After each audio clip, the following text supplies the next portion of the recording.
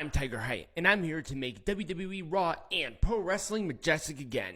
Let's just make something clear before we really get into the nitty-gritty. The new entrance, quote unquote, and the fact that the arena looked half empty was because of the storms. Do you not realize how bad these storms are? Like, legitimately. I have family who live in Michigan, and they are essentially snowed in. I'm from Colorado, and they have been in the negatives, like in degrees. That's crazy. So before all of you morons get up in a bunch, let's just be clear, this was because of certain protocols. Oh, and by the way, somebody sent me the protocols. There was a distinction on how many people could be in the building, and Raw literally said, and WWE literally said that if you do not feel like going out, it's cool. We will give you a refund because they're a business and they want to take care of the people who pay their bills. So, good for them. It was still a good show. No, seriously, this was a good show. I liked most than I hated. Actually, I didn't really hate much of anything on this show. Kind of a weird juxtaposition, right? I mean, I don't know if any other company has that. Maybe one that starts with an A. Ooh, but we got some juicy stories about them, but that will be for a later date. Well, actually, later tonight, but that's beside the point. Cody Rhodes' segment kicked off the show. He talked about himself into the Royal Rumble and him finishing the story, the whole 9 yards, and out comes Drew McIntyre. And I really like that both of them not only talked about their previous encounters as tag team champions and also their careers being very similar, but also how they got back, where they basically made the name for themselves outside of WWE to do that. And there are a lot of wrestlers who do that. So this overall was a great segment, very emotional, very real, and it gets a full thumbs up from me. So this was Judgment Day's Dominik Mysterio and JD McDonagh, there he is, taking on DIY. DIY has been picking up a couple of wins. They've already expressed interest in going for the tag team champions, and this was a good match. It was a good damn match. A, crowd reacted really well to it. 2, it was very fluid. And also, the crowd here was just lightning. I don't know what was going on tonight. Maybe it was because of the fucking cold, but they just did a great job on really amplifying a lot of things that not a lot of other crowds have done. So good on... Shit, where were they? I have no fucking idea. Anyway, I'll give your flowers. The crowd did a very good job. And this was a well-structured match, lots of time, good stuff all the way around, and it was meet in the middle for DIY to win. Now they have beaten 2 members of Judgment Day, the non-champions of Judgment Day. Now, that's going to be interesting. Big win, lots of momentum, crowd behind them. I'm starting to rock and roll, except for their theme. Their theme is kind of ass. I think they should probably change it back to Rebel Heart or something, maybe a little bit better than what it is now. But you know what? I'll listen to it later. I said the same thing about Nia Jax's theme song, where like it sounded kind of ass, but I actually listened to it 2 days ago, and I'm like, all right, it's not that bad. Speaking of a Gargano, kind of an interesting segue, we have Chelsea Green and Piper Niven taking on Candice LeRae and Indi Hartwell. We haven't seen Candice and Indi in a minute. They're in the tag division. I think that's actually a good spot for them.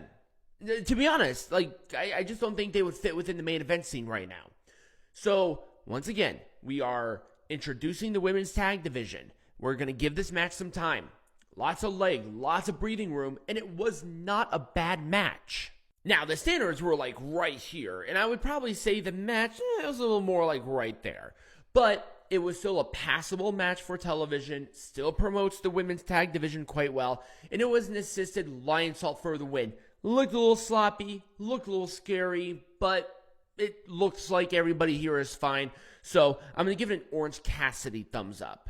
So now we have the return of Gunther. If you're wondering where he has been, if you have not been watching any sort of anything, Gunther is a dad now. So congratulations to him. He praised Ludwig Kaiser on his attack towards Kofi Kingston and taking him out because of what happened with Giovanni.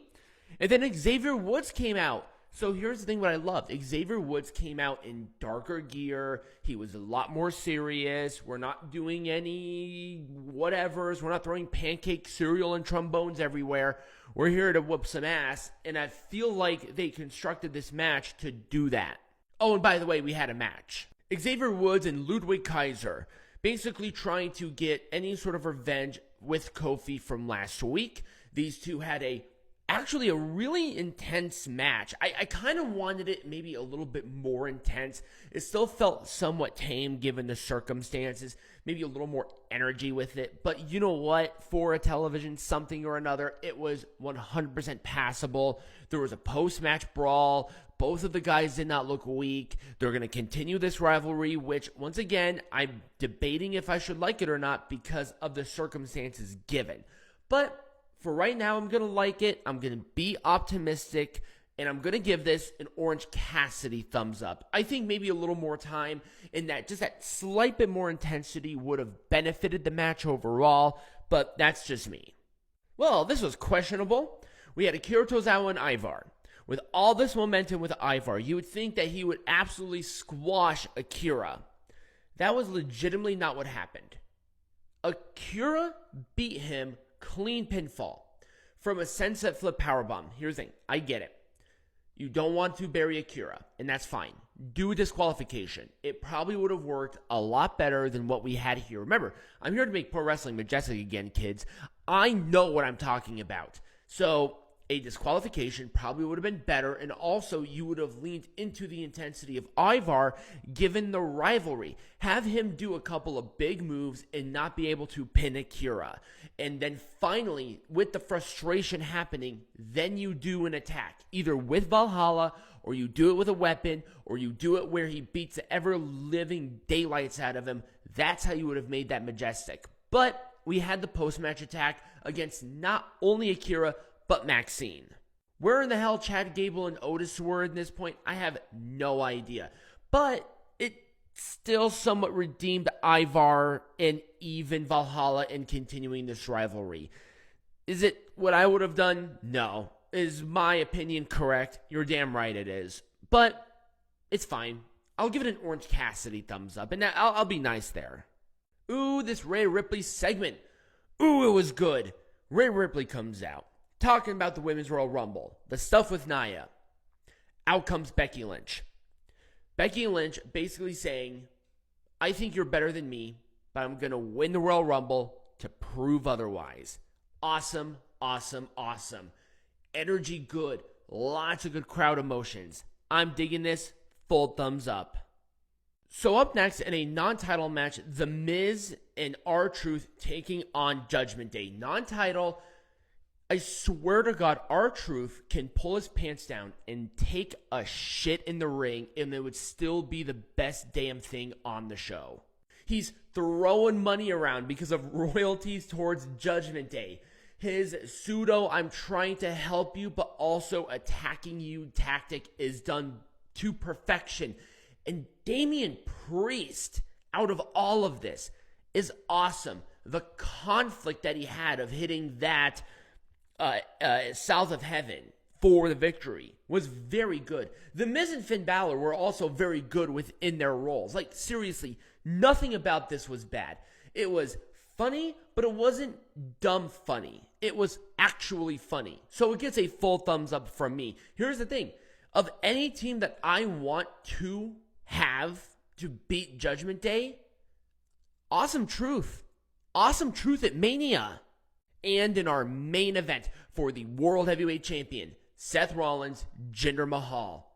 Don't hinder Jinder, bitches. Don't you dare deny him at this point. This was a good main event for television. If it had any more build to it, it would have been good pay-per-view. WrestleMania? No. Definitely not Big Four. But like, Elimination Chamber? Absolutely. Seth Rollins won with a stomp. This was clear, but Jinder really showcased on what he could really do within the main event scene, and I want to see more. I really want to see more here, so it gets a full thumbs up. And that was the show. Let me know what you thought about my review and Raw in the comments down below or right over here next to me. And as always, be majestic.